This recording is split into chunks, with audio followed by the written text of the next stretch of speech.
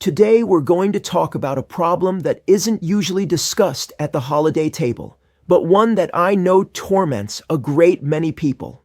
Believe me, in my more than 40 years of medical practice, I've heard this complaint thousands of times. Tell me honestly, how many times did you get up last night to use the restroom? Once? Twice? Maybe 3 times? Each of these awakenings is not just a minor inconvenience. It's a veritable thief that mercilessly steals the most valuable thing you have for health and longevity every single night. Deep, restorative sleep. You go to bed hoping to rest and recharge, but instead, your night turns into an interrupted marathon. And the most frustrating part is that after getting up at 2 or 3 in the morning, when your brain suddenly switches on and starts cycling through all the day's worries, falling back asleep becomes nearly impossible. As a result, you greet the morning not feeling refreshed and full of energy, but broken, tired, and irritable. Does that sound familiar? Well, I'm here to tell you something very important.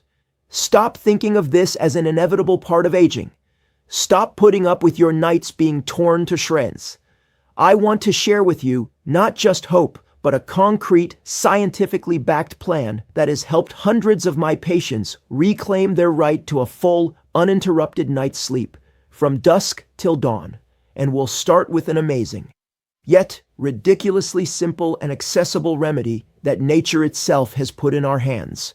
So what is this amazing natural remedy I'm talking about? It's not some exotic herb from a faraway mountain. It's a simple substance familiar to every biochemist, an amino acid called glycine. Now, when I use a word like amino acid, I know what some of you might be thinking. Oh, another pill, another chemical to put in my body. Let me stop you right there, because what we're about to discuss is as natural as it gets. Glycine is not some synthetic compound cooked up in a lab. It is a fundamental building block of life. Your body produces it naturally, and it uses glycine for countless vital functions, from building proteins to supporting your nervous system. In fact, you've been consuming it your entire life without even knowing it. Glycine is abundant in many protein-rich foods that are likely already in your kitchen. We find it in meat, poultry, and fish. It's also present in dairy products, eggs, and legumes like beans and lentils. Some of the richest natural sources are actually the parts of animals our grandparents ate, but that we tend to eat less of these days. Things like chicken or turkey skin, tough cuts of meat with lots of connective tissue, and bones, which are used to make traditional gelatin and rich, nourishing bone broths. So you might be asking a very logical question. Doctor, if it's already in my food, why would I need to take more? And that is an excellent question.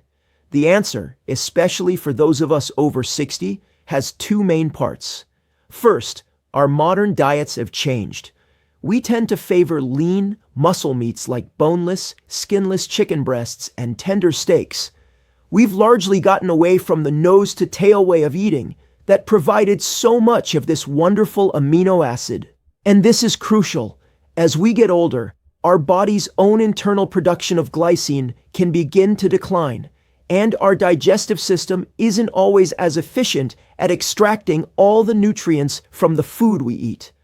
A gap begins to form between the amount of glycine our body needs to function optimally for things like keeping our nervous system calm and our bladder relaxed, and the amount we're actually getting. Supplementing with glycine isn't about introducing a foreign substance. It's about closing that gap.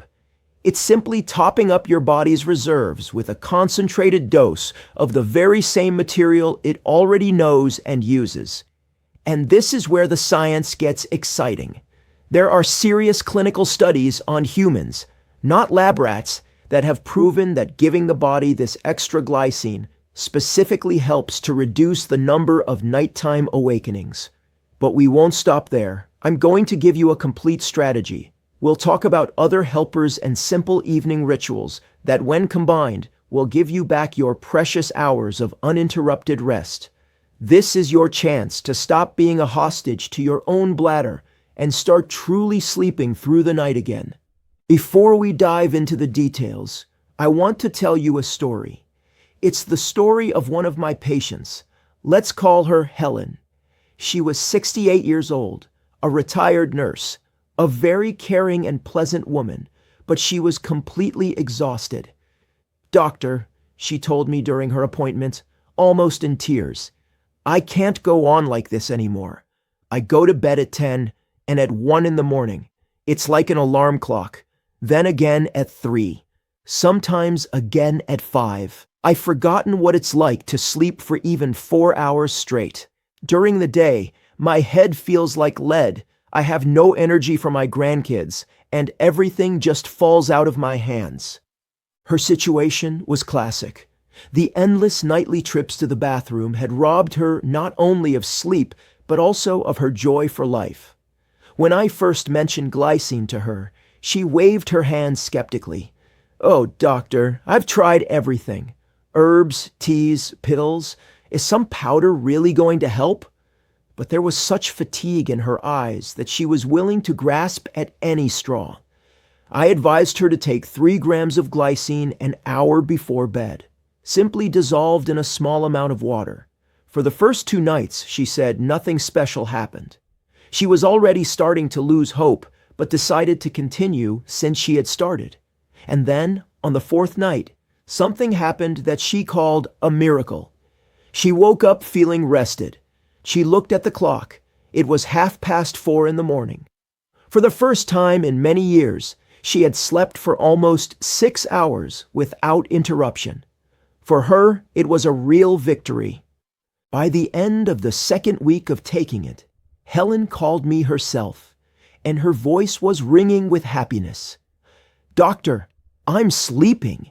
Can you believe it? I'm sleeping through the night. Sometimes I might get up towards the morning, around 6 o'clock, but that's a completely different story. I've started going for walks again. I have the energy to play with my granddaughter. And my husband says I look 10 years younger." His simple amino acid didn't just calm her bladder. It gave her her life back. And this isn't magic. It's pure science. Let's understand how it works. So how does this simple substance have such a powerful effect? It's all about the fact that glycine works with our body on a very deep, fundamental level. Imagine that the communication system between your brain and your bladder is an overly sensitive car alarm. Normally, when the bladder is only slightly full, it should send a quiet, polite signal. But for many people, as they age, this system goes haywire. It starts blaring like a siren at the slightest touch, brutally waking you from your sleep. In this case, glycine acts like an expert mechanic who fine-tunes the sensitivity of this alarm. It calms what is known as the micturition reflex, a complex medical term for the simple process of signaling that it's time to empty the bladder. Glycine essentially tells your nervous system, "It's okay. This isn't an emergency. We can wait until the tank is actually full." As a result, you stop waking up from false or premature alarms. Moreover, glycine is a messenger of calm for your entire nervous system. It is one of the most important neurotransmitters, whose main job is to transmit the command to calm down, relax. It gently reduces overall nervous excitability, which not only helps you feel the urge to go less often, but also generally promotes falling asleep faster and achieving deeper, higher quality sleep. Now that we have a powerful ally in glycine, let's build a solid foundation. There are a few simple but extremely effective techniques that I strongly recommend to all my patients. During the day, due to gravity, fluid can accumulate in our legs, especially our ankles. Think of your legs as 2 sponges slowly soaking up water. When you lie down to sleep, this fluid begins to move back into your bloodstream, gets to your kidneys, and turns into urine, which is what wakes you up in the middle of the night. We can outsmart this process. About 60 to 90 minutes before you plan to go to sleep, lie down on the couch or bed and put your legs up, cropping them on a few pillows. Your goal is to have your feet comfortably higher than your heart. Stay like this for 20 to 30 minutes. You can read a book or listen to some calming music. This simple trick makes gravity work for you, moving that excess fluid out of your legs and back into your system so your kidneys can process it before you fall asleep. Now let's talk about a few common mistakes to ensure this technique works for you, not against you. The first is improper positioning. Your goal is gentle drainage, so your feet should be comfortably elevated just above the level of your heart. Lifting them too high, like straight up against a wall, isn't necessary and can be uncomfortable. Conversely, if they aren't higher than your heart, gravity won't be able to do its job effectively. Also, be sure not to cross your ankles, as this can impede circulation and defeat the purpose. But the most critical mistake of all is timing. I recommend doing this 60 to 90 minutes before you plan to fall asleep, not 10 minutes before you get into bed. Why is this so important? The process moves fluid from your legs back into your system, and your kidneys need time to process it into urine. If you elevate your legs right before sleeping, that fluid will hit your bladder after you've already fallen asleep. This can backfire and wake you up even earlier than usual, perhaps at 1 a.m. instead of 3 a.m., because you never gave your body a chance to empty the tank one final time. The correct timing allows you to process the fluid and then use the restroom before your head hits the pillow for the night. Step 2. The double voiding technique. This is another crucial step, especially for men with prostate issues or women with weakened pelvic floor muscles. Often, even when we think we've completely emptied our bladder, some urine is left behind. The double voiding technique is very simple. Right before you get into bed, go to the bathroom as you normally would. Don't rush. After you're done, don't get up right away. Wait for 30 to 60 seconds, relax, and take a few deep breaths. Then, lean forward slightly and try to urinate again. You might be surprised, but often another, sometimes significant, amount will come out. This trick ensures you start the night with the emptiest possible tank. Step 3. Create the perfect sleep environment. Your bedroom should be your cave, your sleep sanctuary. Make sure the room is cool, ideally around 65 to 68 degrees Fahrenheit, 18 to 20 degrees Celsius. A cool temperature signals to your body that it's time to sleep. The room should be completely dark. Any light source, whether it's a phone screen, an indicator light on a TV, or a street light, can disrupt the production of melatonin, the sleep hormone. Use blackout curtains or a comfortable sleep mask. Finally, pay attention to the humidity. Air that's too dry, especially in the winter, can irritate the linings of your throat and nose, which can cause you to cough and wake up.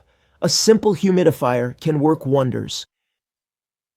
Step 4. Break the just-in-case habit. Now, I want to touch on a crucial behavioral trick, a habit that many of us do without even thinking about it. I'm talking about the just-in-case trip to the bathroom. You do it before you leave the house, before a movie starts, and, most importantly, right before you get into bed, even when you don't feel a strong urge.